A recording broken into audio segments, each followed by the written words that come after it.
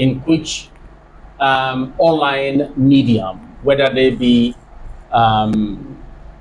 through their websites or through social media, have become very active and, if you like, threatening the survival of traditional newspapers. So that's the context of where we are today. Now, let me go straight into it. I am not able to make I had asked Kende whether I could make a PowerPoint presentation, and he said I couldn't. The first advice that I'm going to give is, next time when I come, make it possible for me to be able to have a PowerPoint presentation, because it's almost like the minimum today. Everywhere you go, that's what people expect. And when it is not available, people are wondering, are these guys serious, or why? Or is there any other reason why they didn't want this to happen? I want to start by giving you a quote. And it's a very interesting quote, which I believe you will take note of. I'm going to send this presentation so that anyone who would like to go through it would have the opportunity to go through it. It says, every morning in Africa, a gazelle wakes up. It knows it must outrun the fastest lion, or it will be killed by the lion. Every morning in Africa, a lion wakes up. The lion knows it must run faster than the slowest gazelle, or it will starve. It doesn't matter whether you are the lion or the gazelle. When the sun comes up, you had better be running, and running very fast. If you are the lion, to catch the gazelle so you don't starve. If you are the gazelle, to run the lion so the lion doesn't kill the person. This is a very interesting saying for our profession today. The threats that we face, you spoke about the macroeconomic challenges in the country. That alone is enough to kill.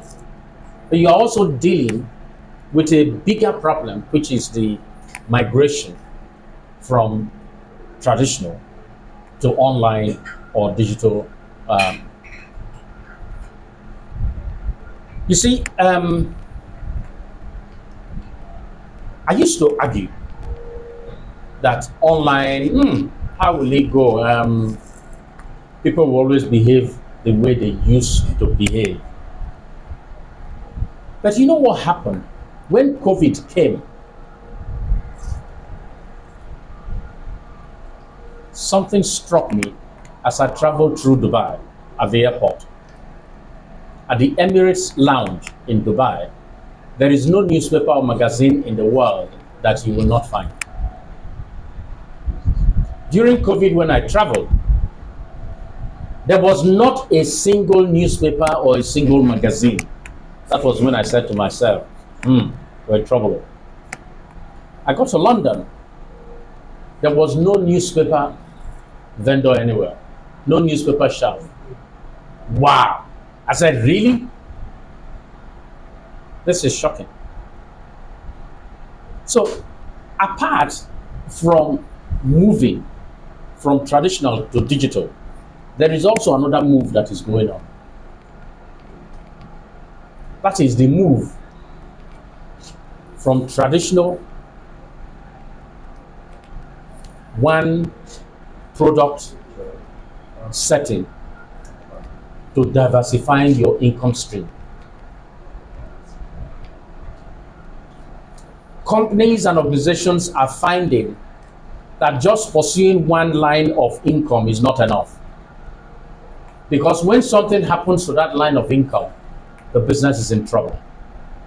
I can't show you this, but look at this photo. Can anyone guess what it is? Granules. You are close. Peanuts. You are close. Cashew nuts. Cashew nuts. You know who's producing this cashew nut? Huh? Julius Berger.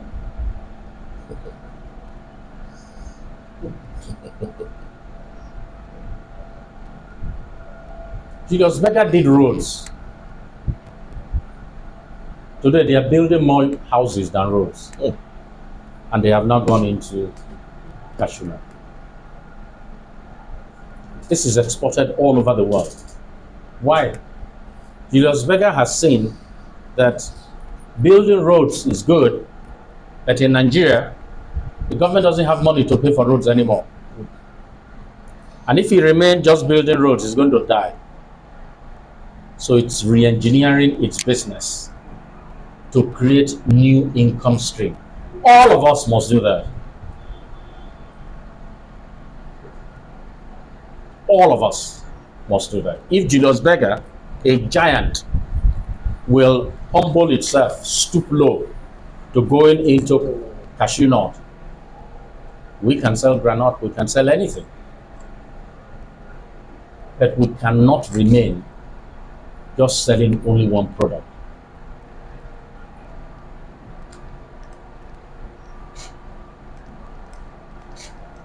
People are devising new ways to survive because things are no longer the way they used to be. This is a photograph I took on a street in London. It was December 6th. My son and I were going to Manchester to watch Manchester play Chelsea and beat Chelsea that day 4-1. We woke up and we got out to the streets. This is what we met. There was no taxi. And we were wondering, how do we get to the train station before we start going to Manchester? For the very first time, I saw cars driving one way in London. People were devising ways to survive. In the end, we got to the station, Euston, and from there, we entered the train to go to Manchester. You know what? The train was full, and I'm wondering, how did the people get here? The train was full, and I even heard people speaking Yoruba in the train. I said to my son, you know, we would have gone back home and said, there is no match today, not knowing that the stadium is going to be full. So I showed those slides and photos for you to just understand the way things are shaping up, the way businesses, human beings are devising new ways of surviving. So today I'm going to talk about the media landscape in Nigeria and the world and how it's changing. I'll talk about how consumer taste is changing, because ultimately whatever it is that we're doing is driven by the change of taste of the consumer. The consumer is king. Newspapers didn't realize that for a long time. The consumers, they are king. Us is what we give them. Or tomorrow, we will no longer be relevant. So we'll also talk about technology. How technology has changed the face of the newspaper forever, one must be bold to say. And then we'll talk about innovation, talk about media innovation especially. For the last 2 years, MTN has been sponsoring a fellowship program at Pan-Atlantic University on media. And for the last 2 years, I've taken the module on media innovation. And I'll share with you some of my experiences. The truth is, regardless of what is changing, good journalism is still the key. Other things hang on the shoulder of good journalism, but you must put other things there.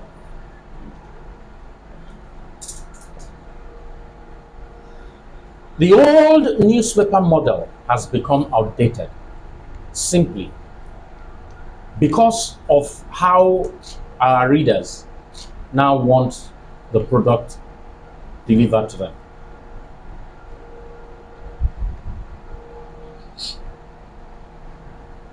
My son is 31 years old and works in Goldman Sachs in London. He is a trader, so he trades in energy. He's an energy trader. Crude oil, refined oil, hedging, derivation, gas. That's his business. When he entered university, he had a free subscription to Financial Times. So he was reading Financial Times, and sometimes they would supply the traditional paper. And then when he got this work, he became more interested in Financial Times and The Economist, and took a subscription to Economist. What I have found in the last 1 year is that The Economist will be delivered to the house on Thursdays every week. My son does not even open them anymore. It is when I travel like I traveled. I was there for 6 weeks, came back last week. I will open The Economist and I will take some home just to give to some of my staff. And I said to my son, what's going on? He said, I read it online. I never believed, because I always thought he was going to continue the way he was getting physical economists. He would take it to work, read it, that he has moved on.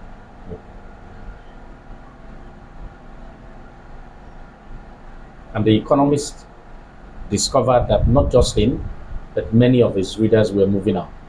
And what did they do? They positioned their content online.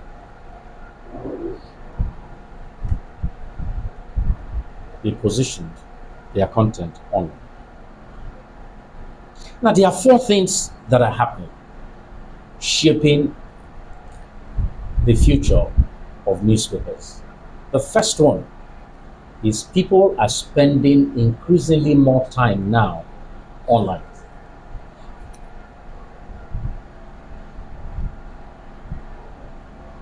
All of us, our phone is the first thing we think of when we are going anywhere. Some are driving, they are looking at their phone. Some are walking, they are driving, they are looking at their phone. So we are spending more time now online. What are we doing? Consuming content, whether it be video or whether it be text. People are now streaming. They are watching TV programs on their phones. And you see, recently, television stations started doing what they call streaming, because people don't even have time to sit down and watch television.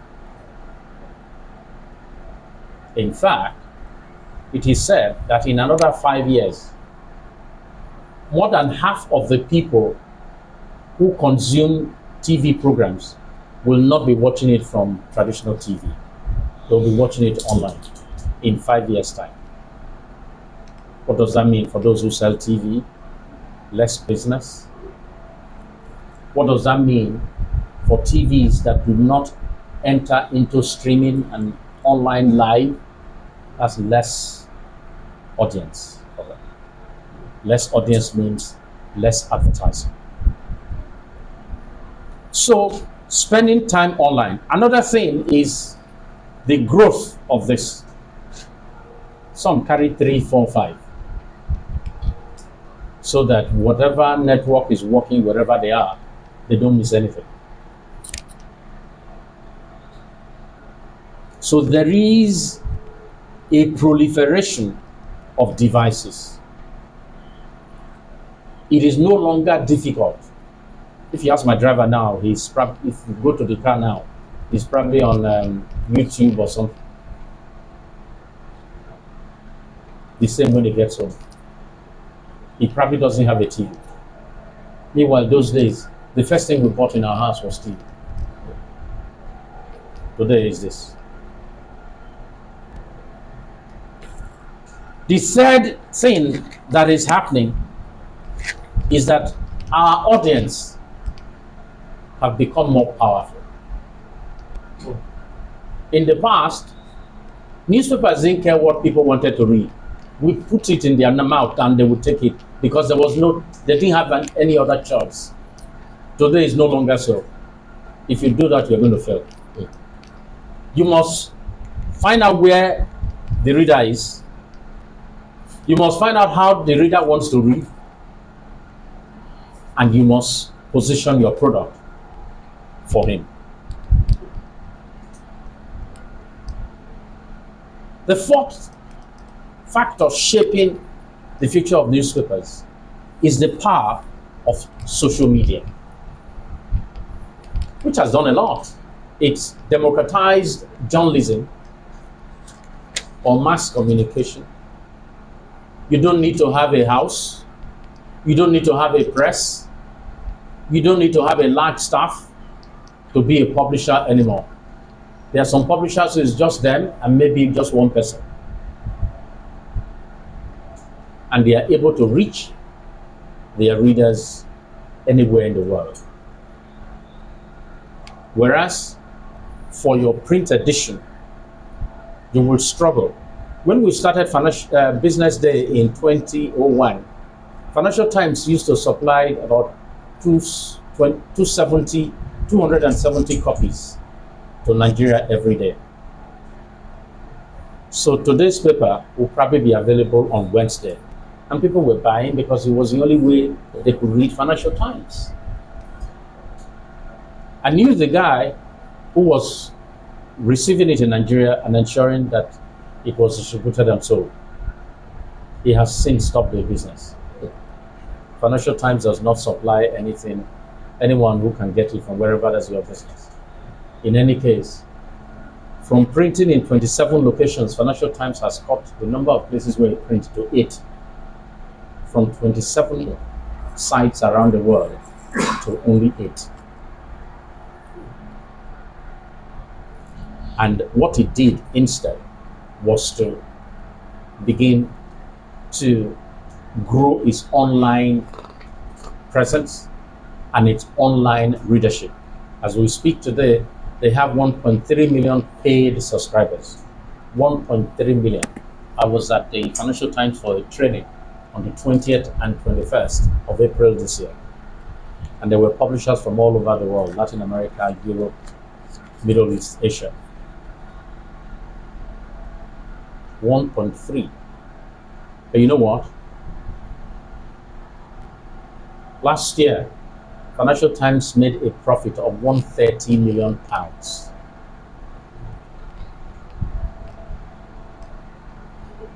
Higher than the biggest profit they ever made when they were a traditional newspaper and they were printing. Look at what has happened. 1,800 newspapers in America closed since 2004. 1,800. 15% growth in online newspapers. Digital online newspapers grew by 15%. And you know the American market is very large. A 15% growth is several billions of dollars.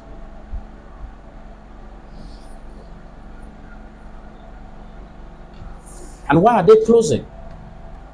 Those days we'll go to cinema, we'll watch the film. After a while, TV came, and cinema people started struggling. But even TV now is in trouble because the whole world, the whole air, all over the world is filled with signals. Whether they be internet signals or satellite signals or telecom signals. All over the world, you don't need to be in any place to be able to see a movie, to hear news about what's happening to Trump any longer. Wherever you are, in your car, in the plane, these things are all over the place. Pervasive. Can you imagine? That's the world we are living in. Whether you like it or not, even in Nigeria, we are competing with all of this. Why? Because once you log onto the internet, you can reach these things. They can sell to you. There are Nigerians who have subscription to Financial Times, to The Economist, to New York Times, to Washington Post, to Netflix, to Amazon Prime. Nigerians.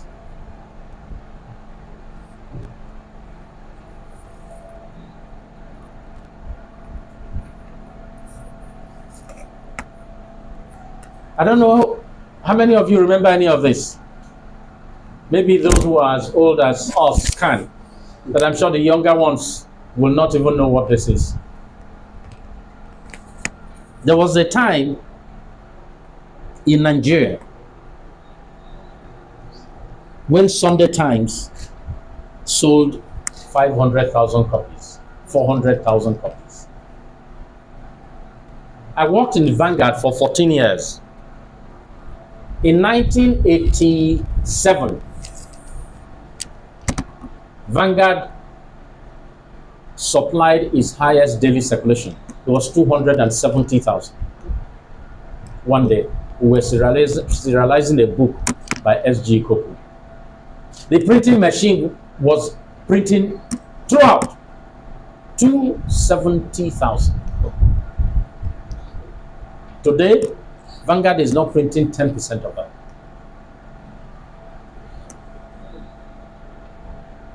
Concord, 300,000.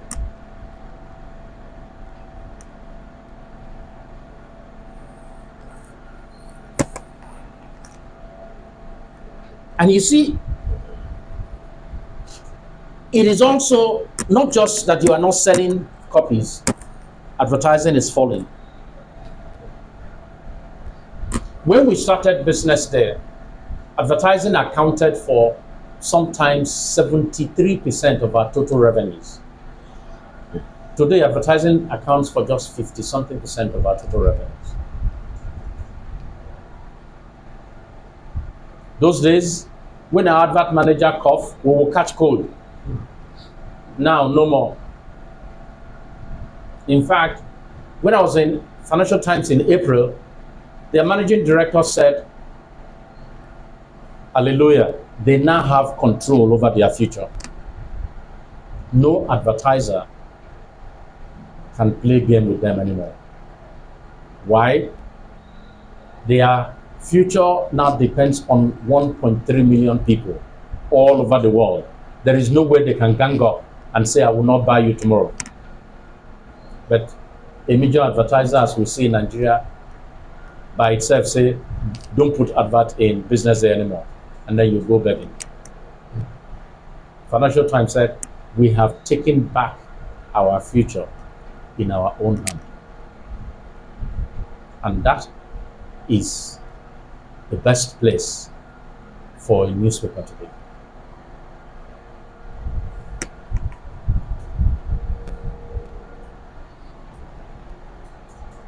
When you don't change, what happens? Trouble. You remember Kodak? You remember Polaroid? You remember BlackBerry? You remember Nokia? Where are they today?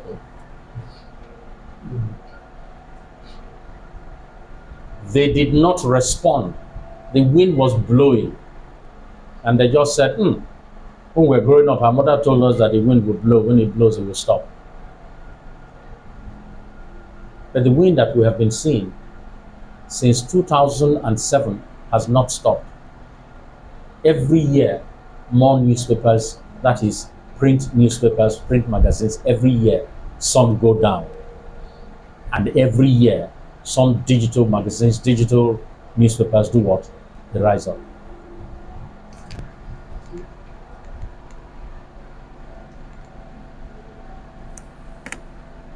In university, Polaroid was, that was what you used to catch a girlfriend when you pose and,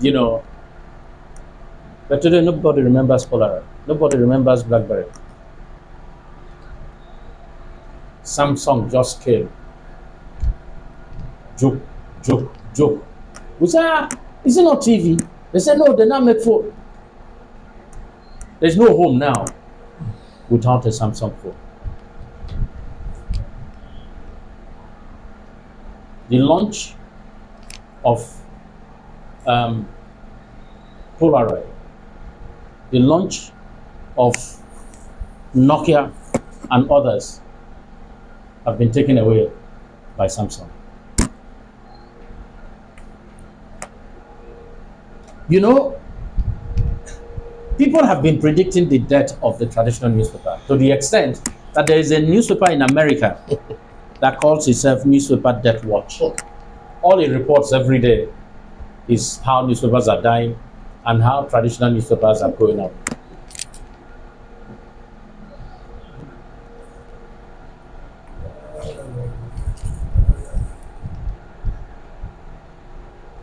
And because of what is happening, a lot of studies are now being undertaken just to understand how the newspaper world is shaping up. This is a study that will be released, I think, next month. It was sponsored by Google, the big Google that sometimes pretend to be our friend, and it's paying to do this. It's called the division of Google that did this is called Google News Initiative, GNI. And it hired Financial Times to do this survey. So when we were there in April, they allowed us to see the initial result of the survey, even though they have not published it. So they interviewed 450 publishers around the world. 100 in-depth interviews and different things. What were they trying to see? What can make a newspaper survive tomorrow? And what were they looking at? They were looking at things like, when last did your newspaper business make profit? Has it made profit in the last 3 years consecutively, or has not made profit at all? Because in truth, if you are not owned by government and you're a private newspaper and you're not making profit, after a while you start owing people, start owing organizations, then you start owing yourself, and then you start asking yourself, what am I doing here?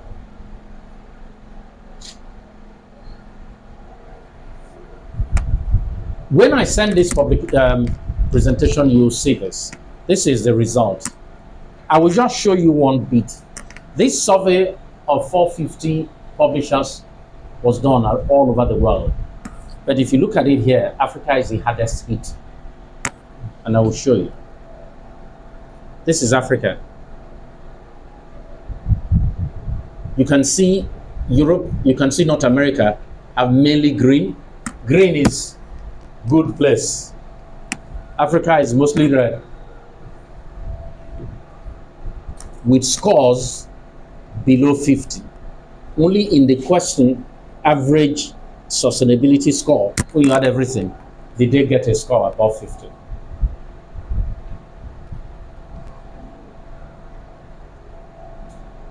So you have more, in fact, look at Africa, look at Latin America, we are in the same shoes.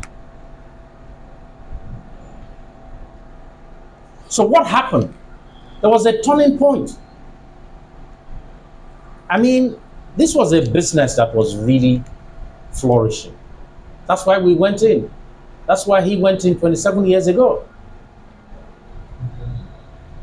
Something happened. What happened?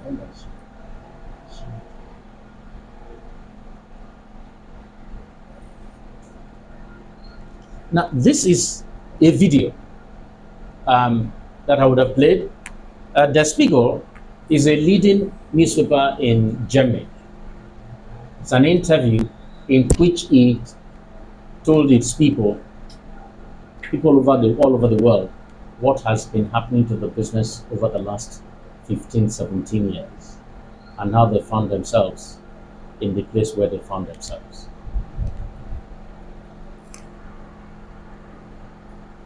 But he's responding. and building a profitable digital arm to be able to pull back the readers that it has lost. All of us must do the same. We don't need to go to a native doctor. It is all over the world. It's in the open. What you know, you don't ask somebody questions about it. So we must do what the Spiegel is doing.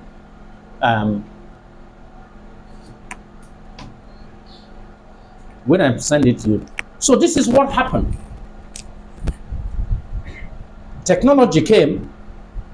Technology essentially meaning the internet. Technology meaning the plethora of devices that we carry. Technology meaning convenience that these devices offer. When it hits the newspapers, then we diverged. The digital going this way and the traditional newspaper going that way. But in truth, we must leverage technology instead of seeing technology as the reason why we die. We must use technology because it is available for everybody. Use technology to, for instance, a good number of those who used to buy this are now in Canada. You can't send this to them. Those days we managed to do it with some boldness. But at a time when ticket is costing 1-2 million for economy, you can't afford this. But should you allow those people to just go and leave you? The answer is no. You must find a way to connect with them.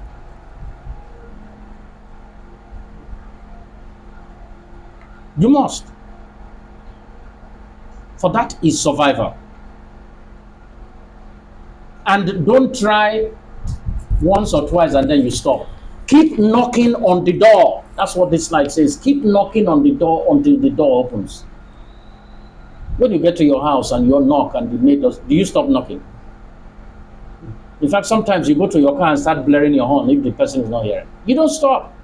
The door must open. Without that door opening, we are dead. So don't just stop knock. It's tough, things are hard. No. It's worse when you don't even knock or when you stop knocking. So these are the realities of journalism today. I've spoken a bit about it, and there's a new reach. As I said, you now have the ability to reach your readers in Canada. 24-hour newsroom. Let me give you the example of Financial Times. It has 3 newsrooms. One in Hong Kong. Hong Kong is 7 hours ahead of Nigeria and London, except when London changes time as they will in October. They then become 8 hours ahead, earlier than London. So when traders, banks, and CEOs, other people are still sleeping in London, Hong Kong is already awake, doing deals, and they are able to read Financial Times. By around 5:30, there's a handshake between the newsroom in Hong Kong and the newsroom in London. They say, okay, thank you. You can now go and rest. We are awake now. That goes on till about 1-2. The newsroom in New York will do a handshake with the one in London.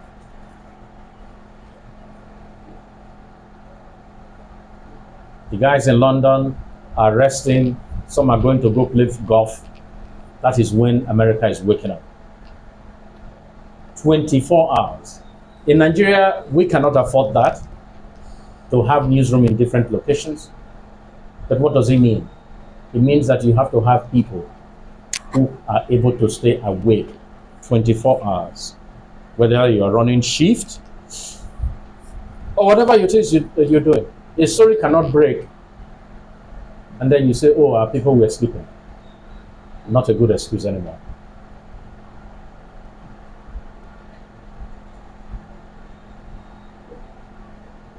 That's the way, that's the reality today.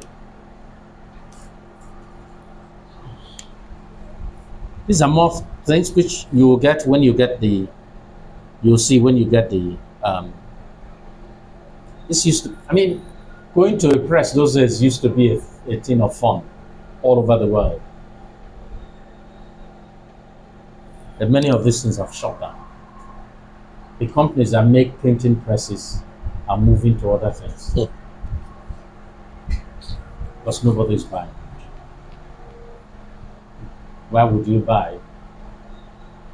What do you do with it? You cannot do any other thing but print paper. If people are not reading or buying, why do you print? That's the reality today. Some newspapers are selling their machines. Some bought machines and pack it in a crate in the hope that they will use it in the future. They are looking for buyers.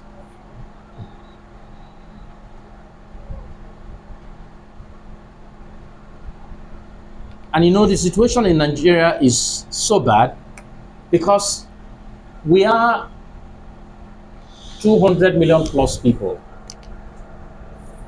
But as you can see,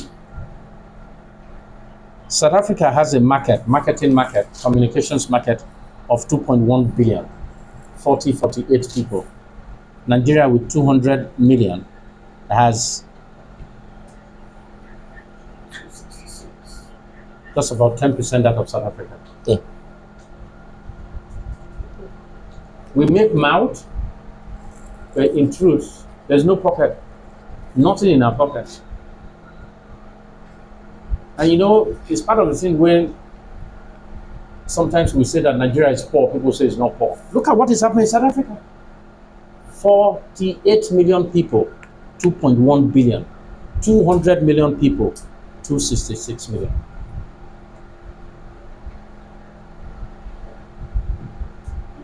It's like somebody going into a swimming pool to swim. But the water is very shallow. What's going to happen to the person? He's going to injure himself. Yeah. If he's diving into the swimming pool. If he's not careful, he will even die. So those are realities today. So what is the single most important innovation for survival today? It has to be seeking money, revenues via the digital space from your readers. Whether you do that through Google advert, non-Google advert, or people paid for subscription, whatever it is you do, you have to earn money. A website is no longer an ornament. You know, like this one that I put here. If I remove this and I put it in my pocket, I'm still wearing my suit. This was an ornament. It has nothing to do with my dress. It's just the way people look at me. Somebody who's hungry, doesn't matter how they look at it. So these are some data you're going to find in terms of how traditional and digital advertising revenues are changing.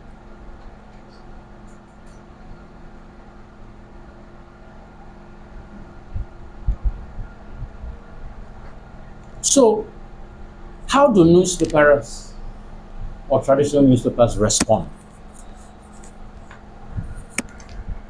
There are different models. The current model for the traditional newspaper has to be reformed, we said earlier.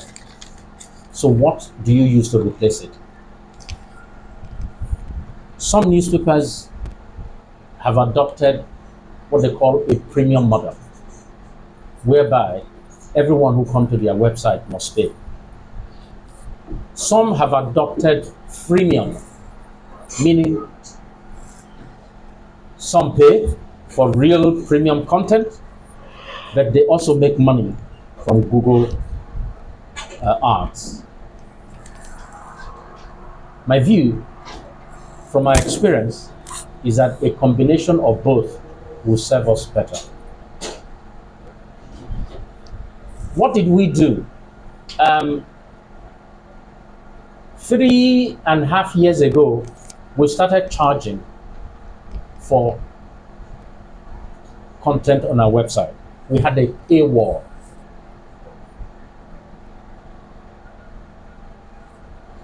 But in April this year, we began also to produce a lot of free content in addition to having the website. We had a website in April that had traffic of 786,000 a month. It's not good enough.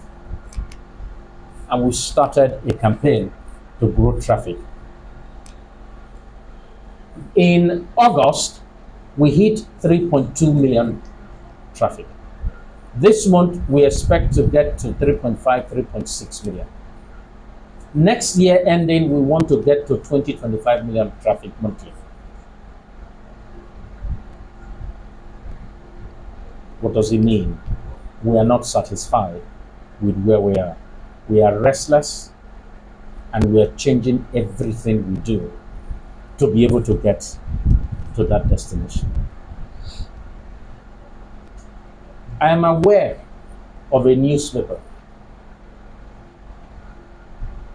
this year that signed a contract with a German betting organization for 600,000 euros for 2 years. That is 600 million for 2 years. To place an app on their sports page. Only that.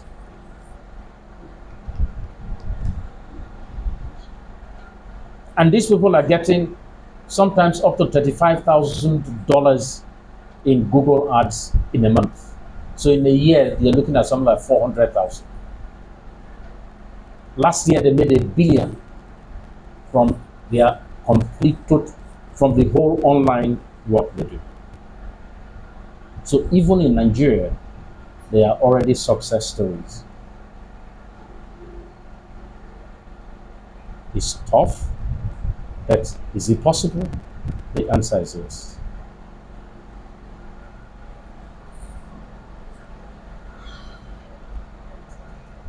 Now, in choosing to do your online work, there is indeed a number of things now out there, whether it's free applications that help you to know what is happening on your website, or some custom-made applications that you have to pay for. Today, when you come to Business Day website, we know the website you came from. We know the website you leave us to go to. Why is it important? We want to know when you leave us, especially when you leave us without reading anything. We want to know where you are going. Maybe you're going to a competitor that is providing you something you want to read. And in knowing that, we are asking ourselves, why are we not able to provide what the competitor is providing so that this fellow can stay in our website? Because the longer you stay on our website, the more expensive we charge for advertising. Because if you're on the website, there is a good chance you will see an advert. If you just come and go, you won't see an advert. And why would an advertiser pay you? So it's important to understand these things. I get a report 2 times a day, at 8 a.m. and at 4 p.m. It tells me how many people are on our website. It tells me the top stories that they are reading. And the editor is able to use that data to to ask the reporters, what are you writing? People are not reading. Look at what people are reading. So this is the report for today, 8 a.m. today.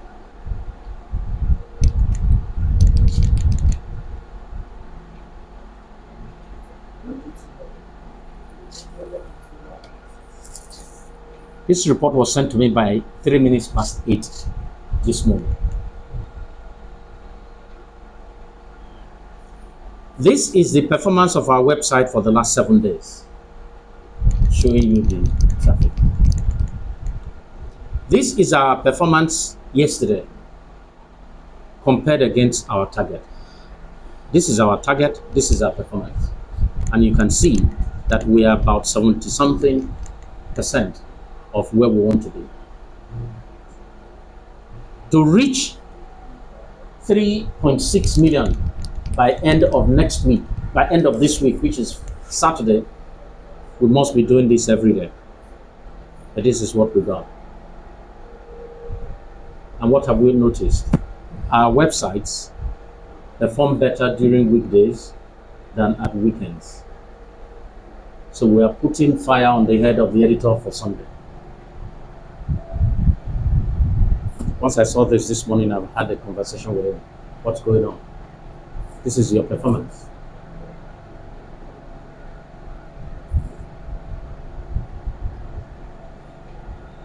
So this is the black shows where we want to be by Saturday evening, Saturday. The yellow shows where we should be now. The red shows where we actually are now. I get this 2 times a day.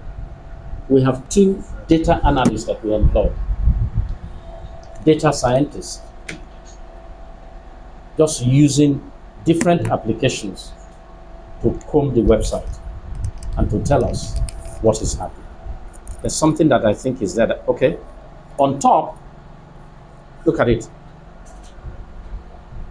Top 5 stories yesterday. It tells you the headline. It tells you how many traffic it got.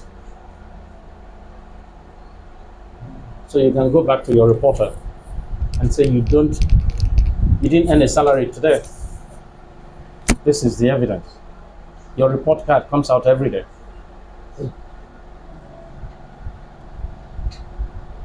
So this is happening in business. You can talk about Financial Times and all those big names, but this is happening here. My editor would start a meeting by 12 now, and this is what they are looking at. This is for one day. They would have the report for a whole week. You know those days in school, they call you, say, present, sir. He will be calling out his reporters, one by one.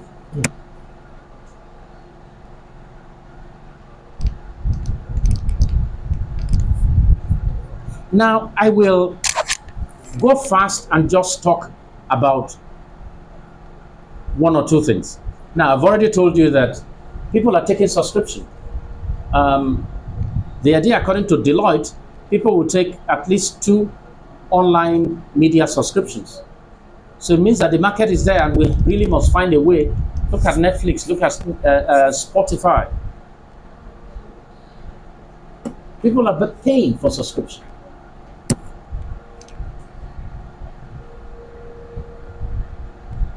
This is good news because we talk about social media. It is now believed that fake news will save journalism. I have a wife who was very active during the elections. She's so angry and upset now about the nonsense she was reading during the election on social media. Many of it deliberate lies. A lot things done by people who are not like you that have received training in journalism. Today, my wife's engagement on social media is limited by her experience during the election. And more people are going to burn their fingers. Where are they going to turn to? To the traditional media. But a media with a strong, active website and social media platforms.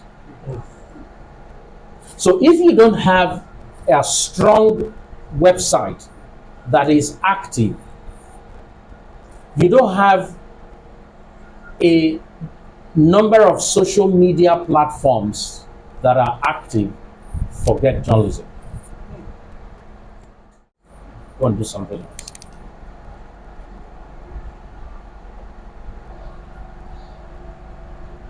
Whether it be Twitter or X, whether it be YouTube, whether it be LinkedIn, whether it be Facebook, whether it be Instagram, you must be there and you must be ready for them. Wherever they are, follow them. When you were speaking before I started, you said you go to hotels and you see business there. You go to conferences, you see business there. Wherever our readers went, we followed them when we were selling traditional paper. When they went online, we followed them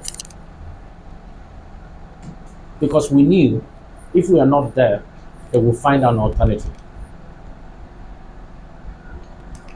That's human nature.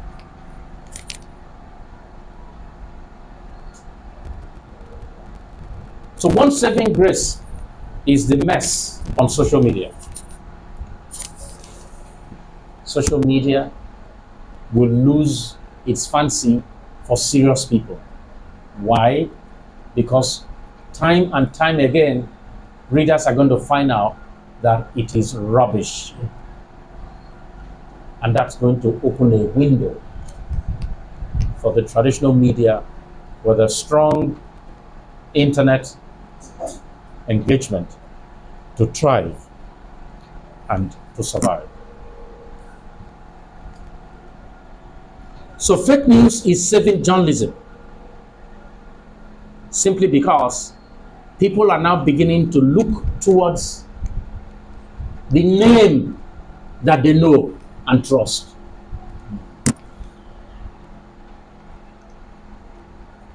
Not the one-man businesses anymore, because they don't trust them. They have shown time and time again that they cannot be relied upon.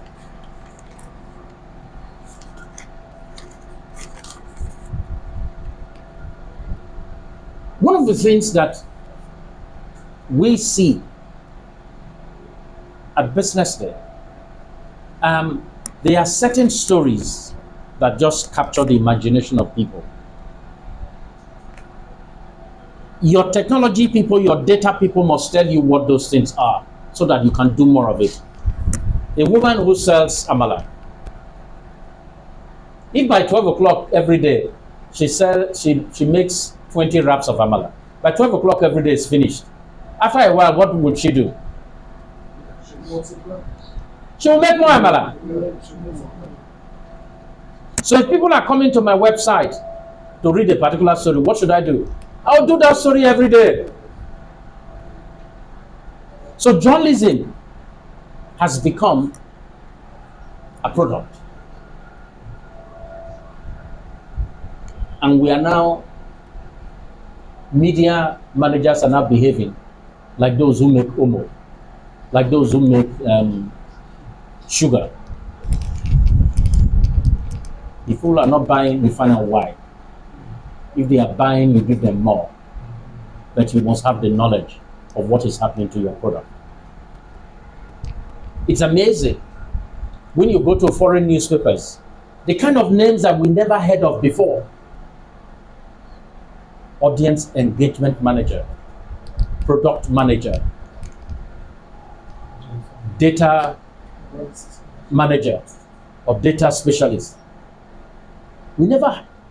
Newspaper, what is that one? What did you say? But today, newspapers are adopting the same thing that the Shells and the other people adopted that got them to where they are now. Because we are selling a product, just like Shell sells a product, just like those who make phone, Samsung sell a product.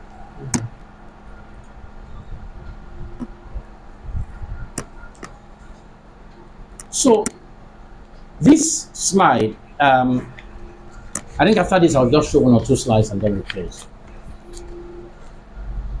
The point that I made before, it says there is so much bad content that it is worth paying to cut the crap.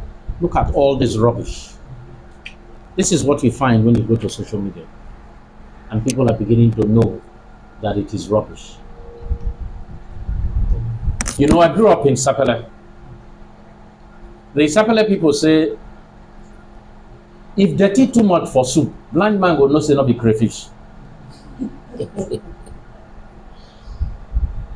Blind man that does not see will know that this thing that is not crayfish. Social media is becoming like that.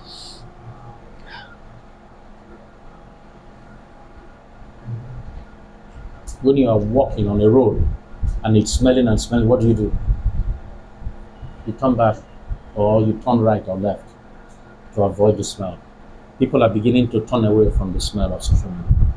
Where would they go? Will they come to you? Are you available for them? These are questions you have to ask yourself.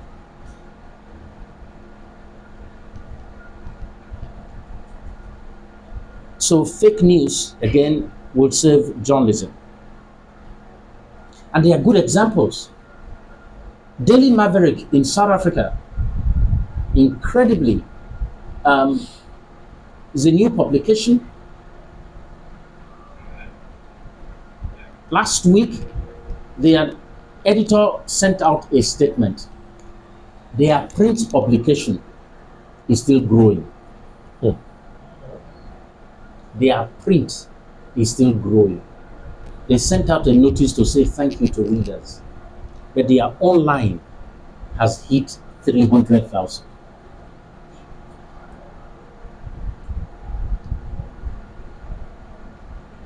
They are learning. I met their publisher at the training in London in April. Everywhere you go, they are there. They are learning.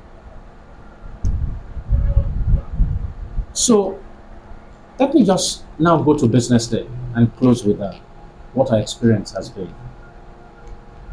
So we've been looking at the future through a number of collaborations, including our collaboration with the Financial Times. And I'll just tell you some of the things that we have seen. Simple. You either change or you die. You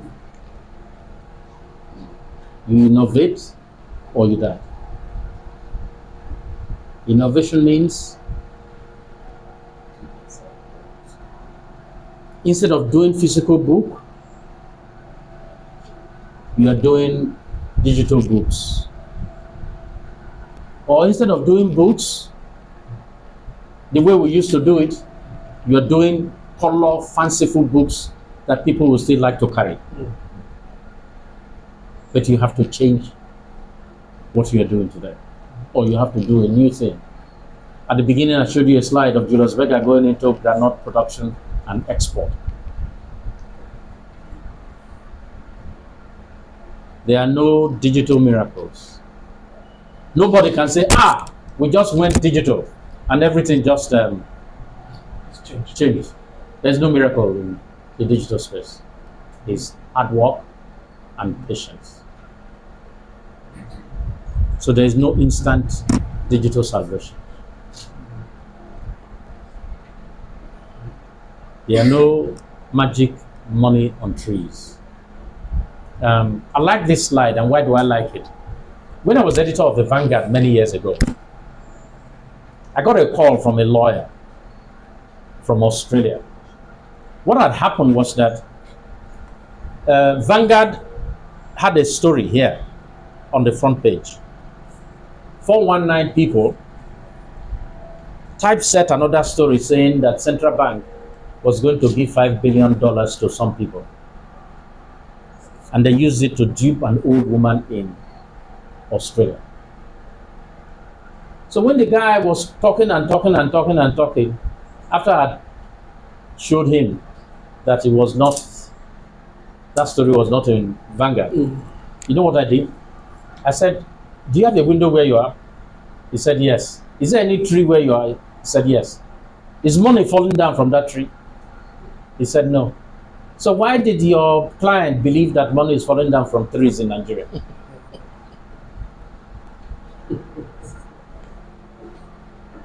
So, one of the things, I have a video of this woman. She's South African, Lisa, but she's now number 2 at a newspaper strategy company in London.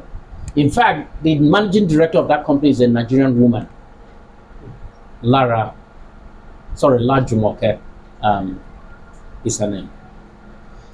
They are going all over the world studying newspapers and what newspapers must do to survive.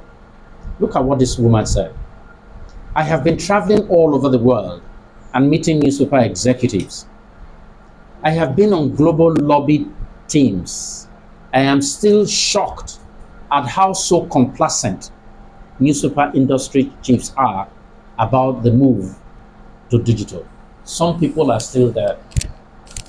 Fire is burning in the backyard, they are smoking outside, believing that the fire will not get to where they are until the fire comes and takes them inside and kills them. She says, it is like people know about it, because all of us know that everybody is going digital. But yet, they are still unwilling to do anything meaningful. I see very vague picture of some who have done brilliantly well, and others who just are doing nothing. I do not know what it is. It's like some are thinking if they just wait, something will happen. If they wait, the fire will go that the wind will blow the fire that side and save the front house. I see situations where the editorial department is very isolated from the struggles of the commercial side of the business. This way, you cannot move the business alone, because people are working in silos. People are not collaborating. People are not leveraging synergies. Journalists are going one way this way, salespeople are going this way. We have changed that culture in business today. When salespeople are going anywhere, my editor must go with them, unless it is not important. After all, he is the captain of the ship.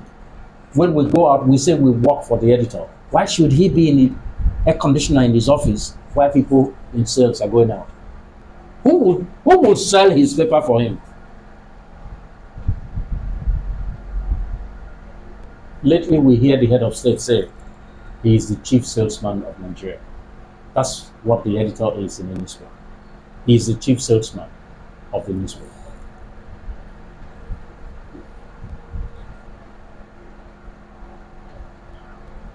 We started early. We've had, this is a report, BCG is the number 2 biggest strategic company in the world. They did this report for us on the 1st of June 2016. That's 9 years ago. Business Day strategic transformation, investor pitch, because we needed money and we were talking to investors. Before they would put money down, they needed to know. Now, let me tell you what we have seen, and then I will shut up. One of the things that we have done over the last 5 years is that we go around. Wherever it is in the world where there is an important media learning event, we have somebody there.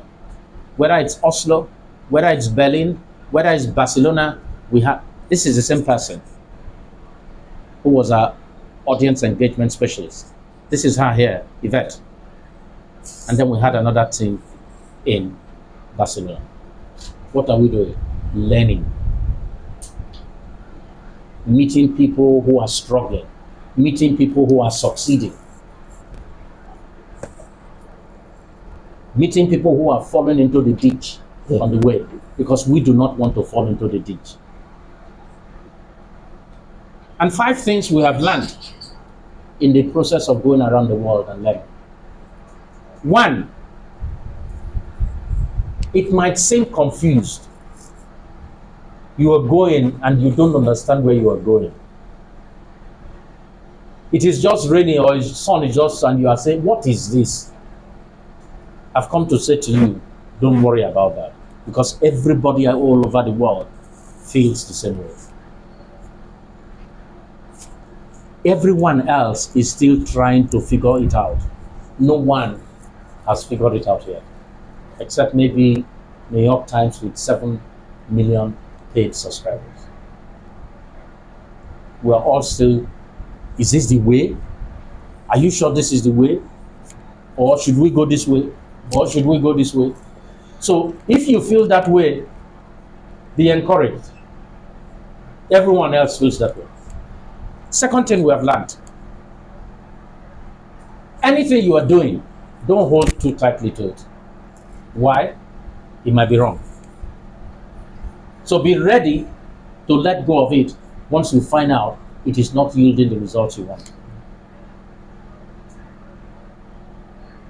You say you want to do online, so you hire 30 people. They say you need it half a year after salary bill is weighing you down and the result is not coming. You should ask yourself, should I continue to employ 30 people that I cannot pay? Number 3,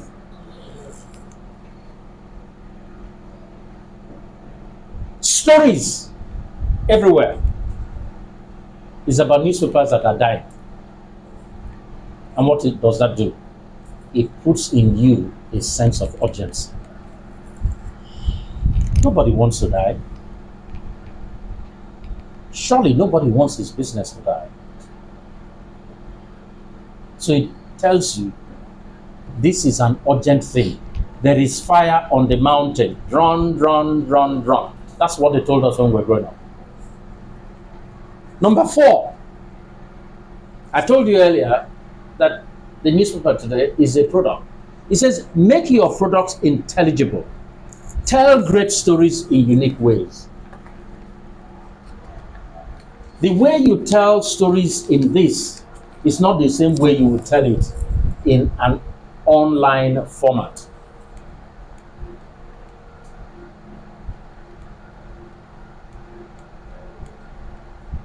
You're dealing with a much younger audience. They want it short and quick. So you must learn how to treat the same story to make it even more appealing for a digital audience. Number 5, you must believe in your product. City People is damn good. There is no other one like it in Nigeria. That is the truth.